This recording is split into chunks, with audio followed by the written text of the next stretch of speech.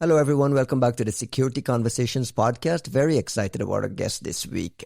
Kenneth Kinion is the founder and CEO of a company called Validin, based in Atlanta. You guys describe it as an internet intelligence platform built specifically for threat hunting and threat research. Ken, Correct. Welcome to the show. Let's start right there. In your words, what is Validin? So Validin is, first of all, thank you so much for having me today. Validin is an internet intelligence platform for cybersecurity researchers and analysts and teams to discover, investigate, and track malicious infrastructure across domains, IPs, and other public observables. Who's your user? Who's the sweet spot of your user? So our main users are analysts and researchers, people who are on CTI teams typically, or advanced SOC teams, who have a need to, investigate threats that they've observed. Typically, it's you start with an observation, and you can come into Validin. You can expand on the public observables that we see, and you can use those observables to begin to understand not just the nature of the specific threat, specific indicator that you saw, but you can begin to correlate that across other domain names and IP addresses. So incident responders, guys on incident response teams, threat research analysts at big EDR firms, or even big enterprises with a CTI team doing hunting and so on. You guys are part of the tool set for that, all of that Right. activity. Yeah. So any team, any company with a CTI team, and so we actually cut across a lot of different industries. So we, some of our biggest customer base is probably actual security companies, those that are tasked with building cyber threat intelligence and protecting their own set of customers. But we have a lot of companies that have advanced SOC teams internally, or CTI teams that are maybe in some cases very, very small and targeted, that look for threats targeting those companies, and they use Validin to track and discover and stay on top of those threats. Before we get in, I want to dig in a little bit to the threat intelligence space and a little bit more on Validin. But before we get to that, I want to dig a little bit into your background too, because I think it's fascinating. You come out of that Georgia Tech scene in the early 2000s. I've always been fascinated by the cybersecurity and the vibe and the tech talent coming out of Georgia Tech, dating back to the old IBM X-Force days.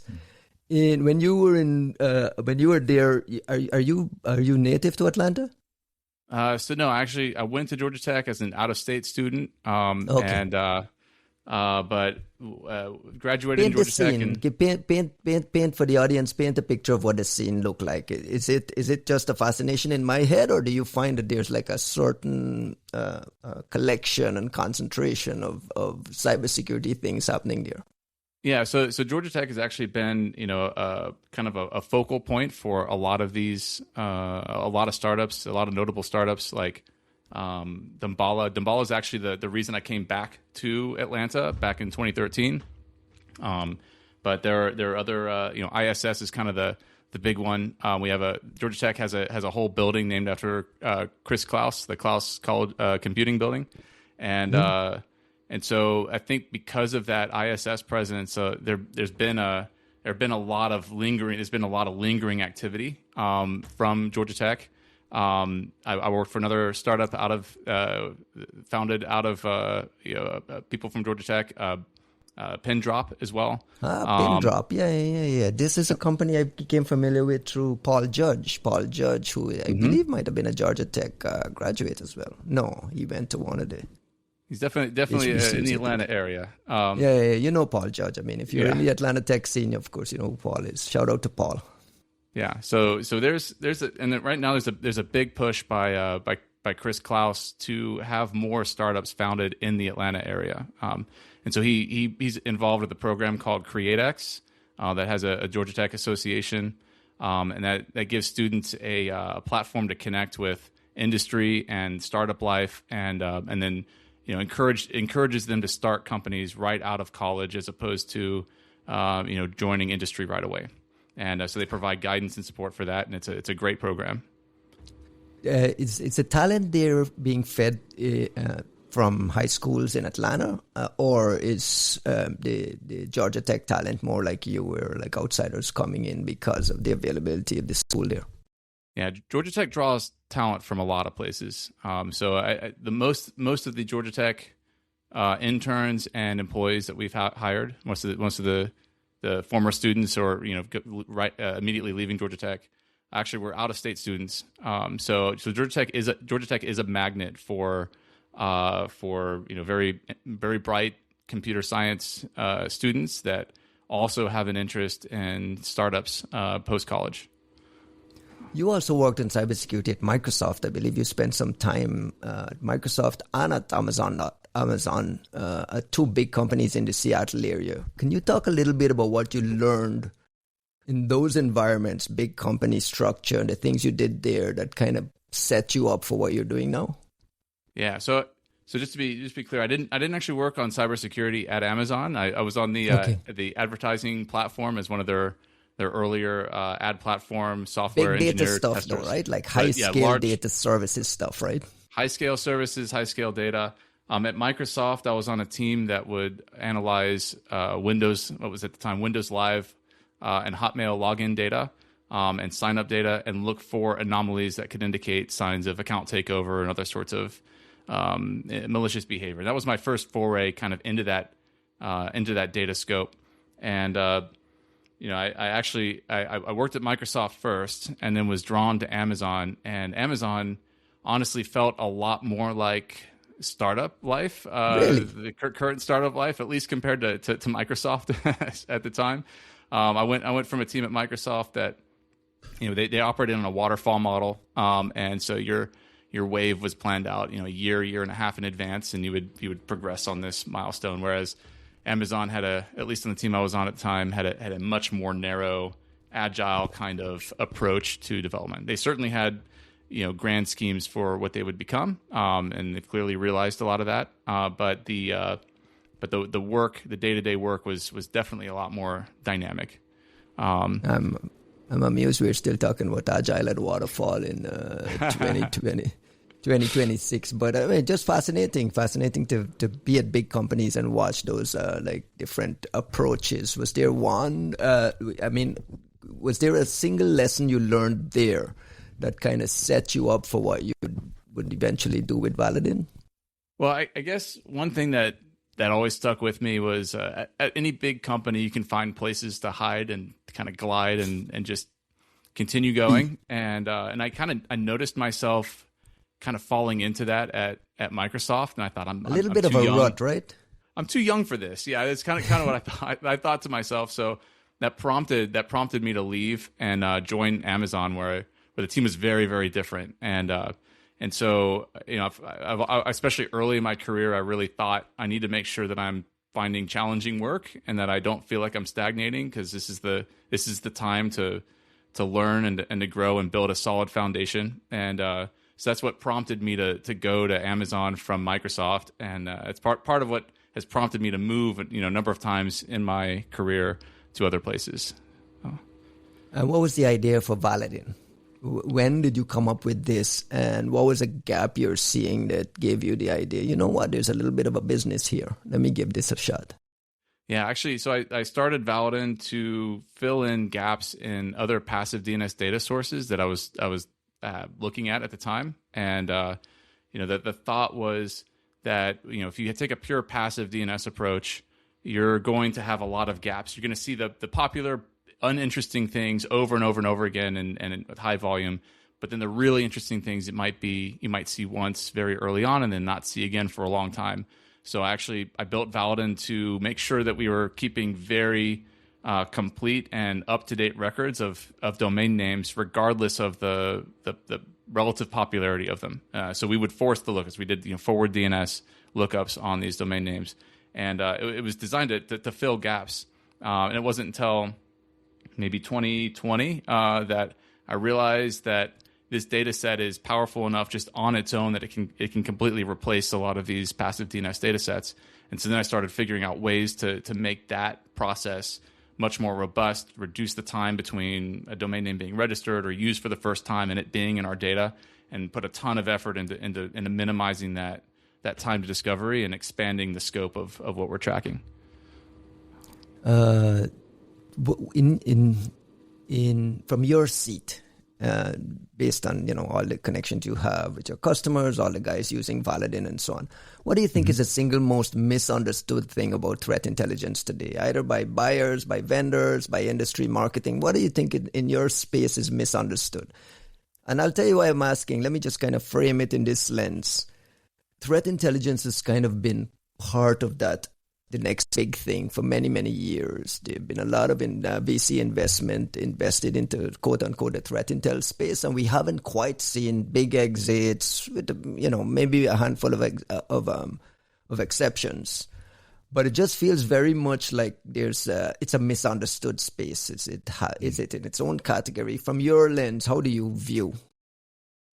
I guess it's a great question. I think there is definitely a lot of nuance that you can add to CTI. I think one thing is that there's definitely no one size fits all for things like indicator tracking.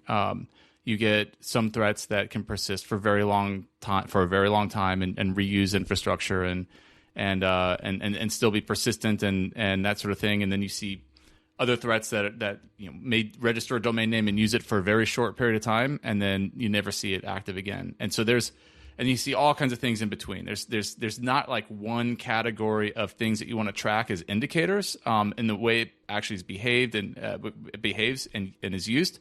So I think with that, there are cases where indicator lists of domain names and IP addresses are totally sufficient, and there are cases where that data is stale the moment it actually hits the list, and so you need to have different approaches. So I think maybe one thing that I would say is maybe I don't know if it's misunderstood or just that there should be some understanding that not all threats are created equal. There are lots of threat groups out there, and more than there've ever been, doing all kinds of things, all kinds of motives and techniques.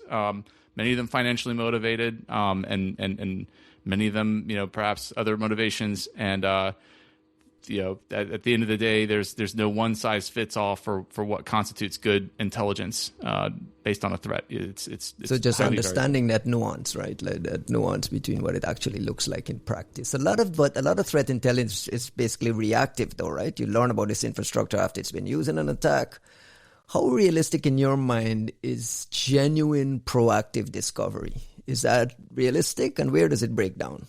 Yeah, I definitely think it's realistic. So we have customers that push us all the time to reduce the time between something activating and the time that they are able to see it inside of Validin. And so we put a lot of effort into those kind of invisible internal processes that we run on our end to discover domain names very rapidly, make sure that we have data for them right away, because sometimes we can be the first people to measure. A lot of times we're the first people to measure in a deliberate way, anyway, the behavior of how a domain name responds or an IP address is responding when a port goes active or things like that. And then they can use that to build almost real-time detection rules from that behavior change. And so that was one of the things we did at the end of last year. We released Yara. And so with Yara, we're scanning artifacts that come back from our active scans in real time or near real time.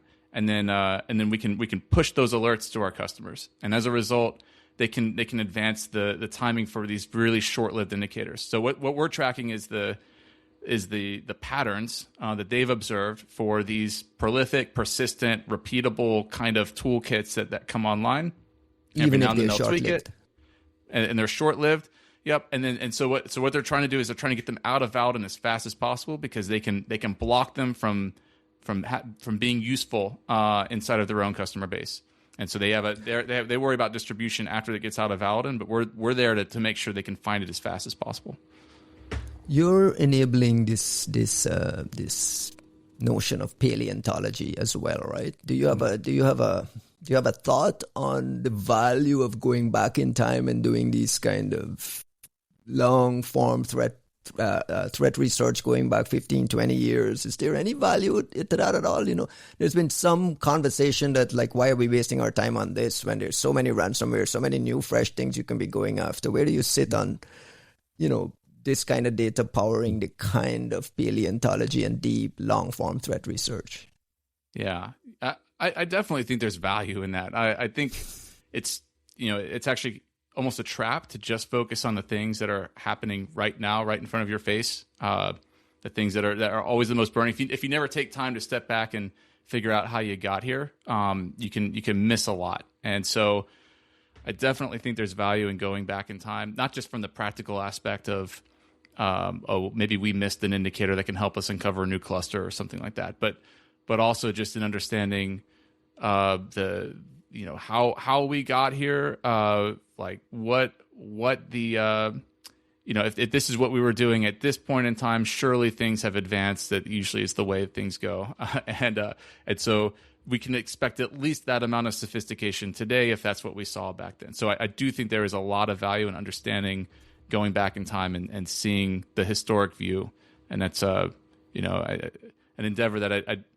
you got to take care of things that are right in front of your face, of course, but you should also consider the past and how you got to where you are. And there's always an intellectual thrill of understanding like history and understanding these old things, how they worked and so on. Two other things I wanted to touch on in the threat intel space that's always kind of been buggy to me as an observer, as an outside observer, is this notion that everyone claims to have the best data set. Every vendor you go to has the best data set. So I want to ask you, what actually makes one infrastructure data set more valuable than the other?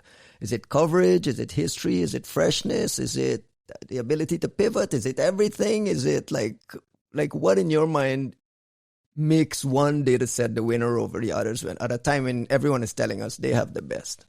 Yeah, I try to avoid saying that we have the best, because I do feel like, again, that's there's a lot of nuance that goes into that. Like, best for what? So I think what you're trying to do with the data set really depends on what makes one solution better than another. There are, certainly if you need a lot of history, you're going to want to go to a place that has a lot of history. If you're doing that paleontology, or you really are tracking things that have a long activation time. So I do think that there is a lot of nuance. I think typically advanced teams are going to want more than one data source. I think anyone that says we're the only data source you'll ever need is probably overselling a little bit what they can actually do. Yeah. So we acknowledge that there are lots of good data sources out there. We focus on what we can do to make ours the best possible data source for the coverage we have, which we think is excellent. But the truth is that there are lots of our customers use more than one data source. And they may start in Validin and they may, pivot out to other places, but that's totally fine and normal. And you want that. You want people to have access to the data that allows them to do their job most effectively. At the same time, analysts are drowning in feeds and alerts. Like, this is the number one thing security teams tell me all the time. What is the problem here? Is it the core problem, too little data or too little context? And how do you think about that line? Yeah,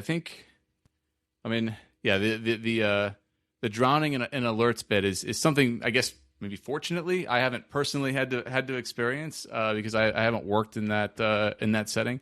But I do think that having good context can help a lot. I'm optimistic for some of the AI tools that can help reduce some of that kind of menial, just check it and see if it is actually legit.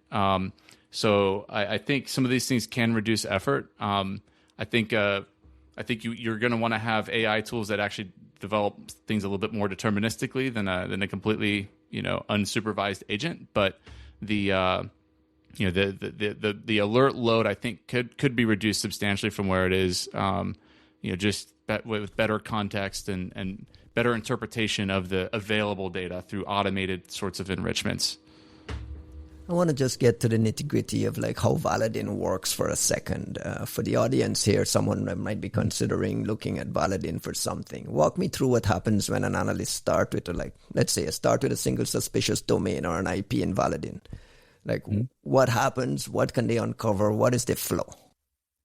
Yeah, so typically when someone's starting someone might start with a threat report that has an indicator or a small number of indicators. And so one of the things that people do first, this is not necessarily everyone's workflow, but one of the things people do first is they go and they do a bulk enrichment on all the indicators that they're looking at. And so we have a tool in our platform that allows you to drop unformatted text, and we'll extract indicators out, and then you can decide, is this something you want to enrich or not? We do some kind of initial level enrichment on that to help guide you there.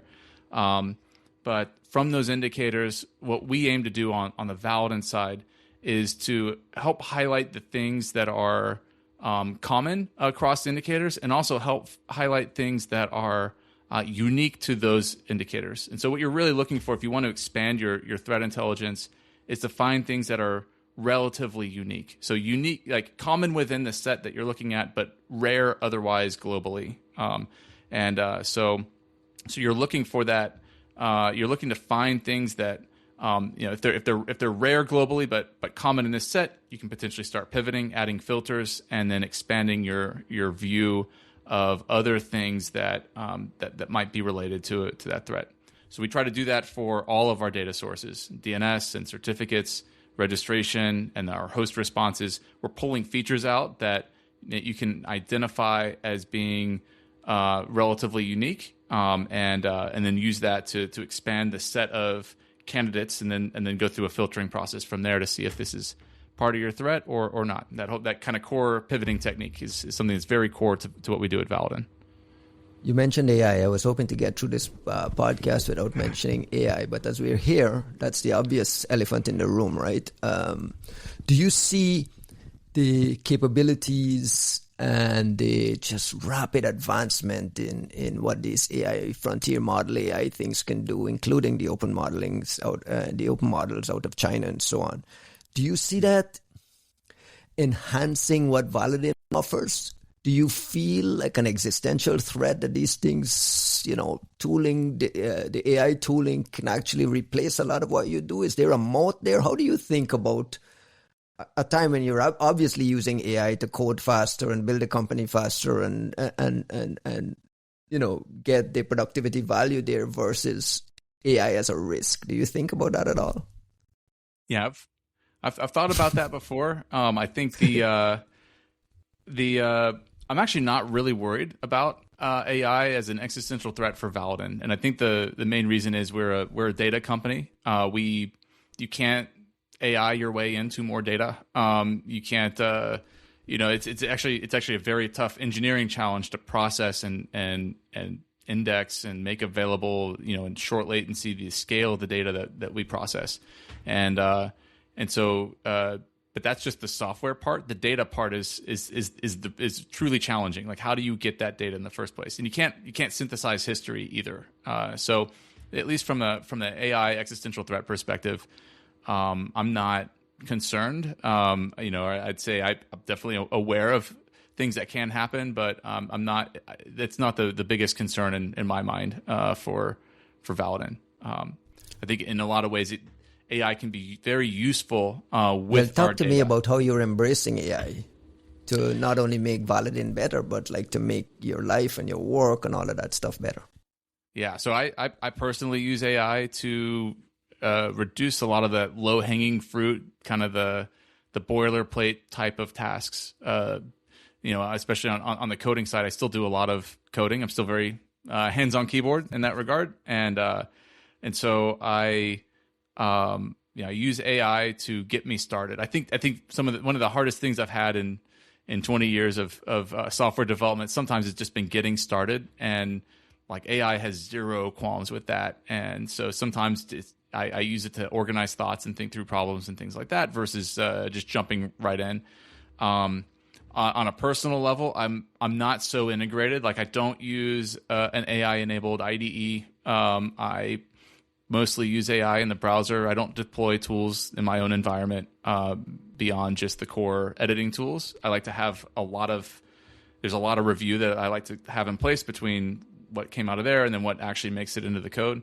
That being said, we have developers on our team who are very integrated and run into their usage limits and things like that on a fairly regular basis. And for them too, I think for the most part for us, it's been a real boon for productivity. You can focus a lot more on scope and structure and supervise the things at at a system level. So you take your focus, and if you're just focusing at system level and you're not worried so much about the implementation details, unless it affects system level, you can actually move a lot faster. And so it allows our engineers to actually be a lot more nimble too, because they can, no one wants to touch UI, but you can actually have the AI, fix a lot of the, some of the UI things that, without having to have, the UI team work on it. So you can, okay, well, just go fix it real quick. So it enables us to wear more hats and move faster and take care of a lot of those like ankle biting issues. Where does AI actually help in infrastructure hunting today? Where do you see it overhyped or even dangerous in this domain, like on the hunting side? Yeah, I think maybe on the danger side, my biggest concern would be that if you're using AI to hunt infrastructure and your AI is trained on things it's seen before, if you see some novel use, you might, something that you might as an analyst say, well, I'm going to just dig into that real quick, that you might miss it. And I think in general, one of the long-standing concerns I have about AI is its tendency to gravitate toward average in terms of capability, and and so I would say if you're going to have something do this, you probably need a lot of tuning and a lot of very specific direction and oversight to make sure that you've got the right filters in place, so that you're not discounting something that might look a little strange just because it's never been seen before. But I think there are probably many success cases where people are able to really expedite discovering things because you get the exhaustive power of an agent that can go and unturn every corner and then look for you and discover these things. So there's definitely a balance.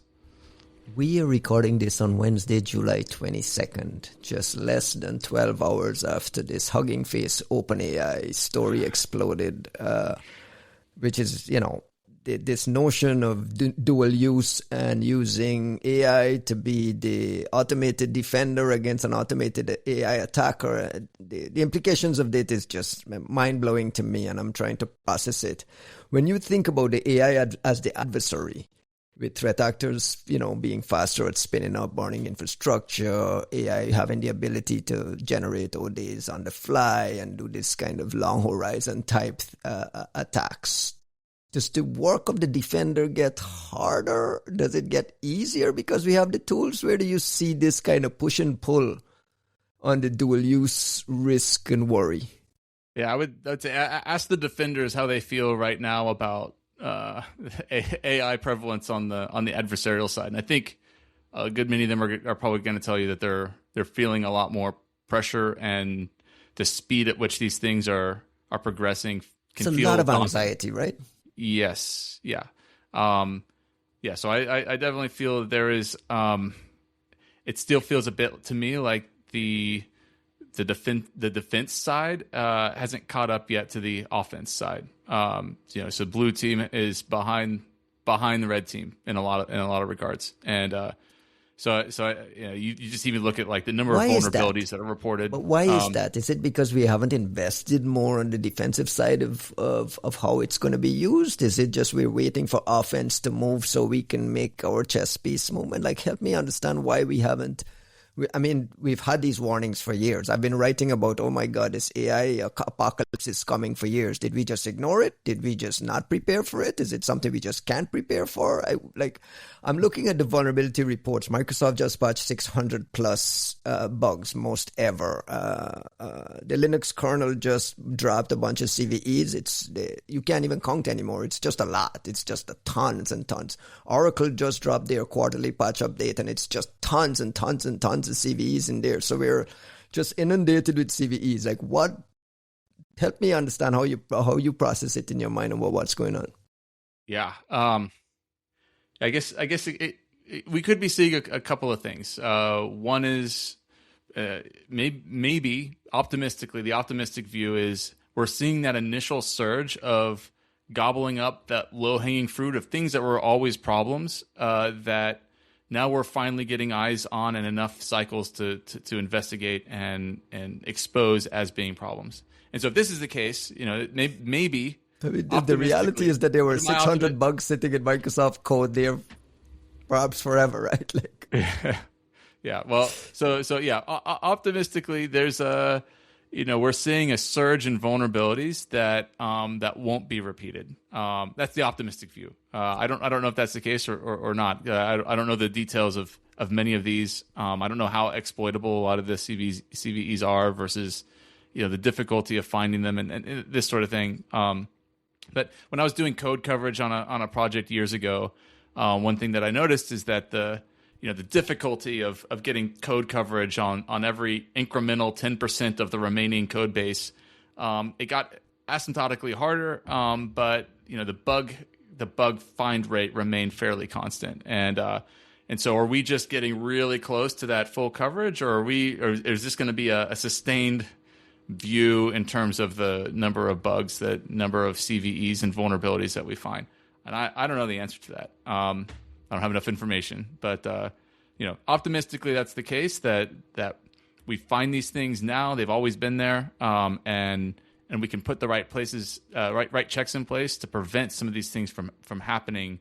Now that we have the tools to do better code review, we couldn't do that when we had 10 vulnerabilities a month. How are we going to do it with 600 a month per vendor? It's just. The future is frightening to me. I want to close on this. What do you think is the next hard problem you want Validin to solve? The thing is that isn't possible yet. What is that long horizon thing that you're like, this would pique my imagination at tackling, like a big picture thing? Yeah. Okay. So given that we scan public infrastructure, we what we do right now is it's very broad, very comprehensive from a breadth perspective, but we're deliberately not very deep. We're not like Google actually indexing every web page that's out there. But there's a lot of potential. There are a lot of potential cybersecurity implications, for red team and blue team and infrastructure tracking and all that jazz for going very deep on the actual content side. And that I think is a very hard problem for a number of reasons. It's very hard to crawl at that scale. It requires a tremendous amount of data and storage and processing. But that I think is something that we would love to get to that point where you can search through a unified interface, like literally every part of the internet for specific indications of malicious use.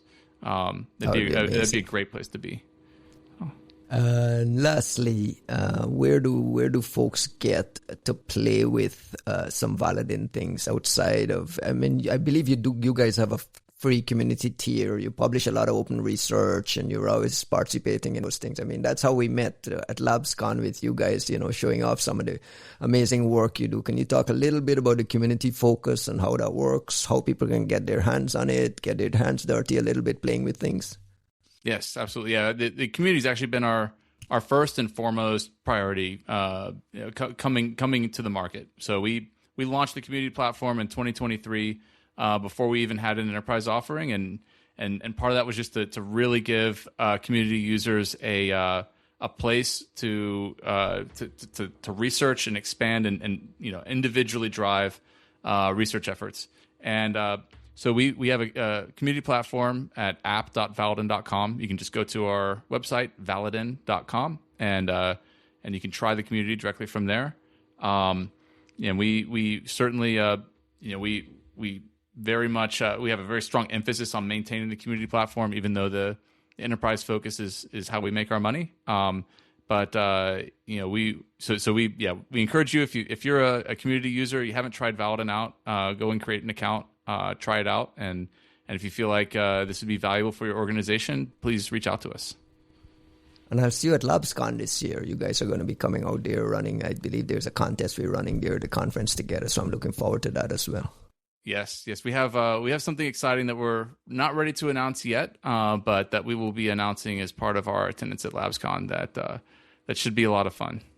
So we're really looking forward to that in September. Ken Kinion, founder and CEO of Validin. Thank you very much. Appreciate the time. Thank you, Ryan. Really appreciate it.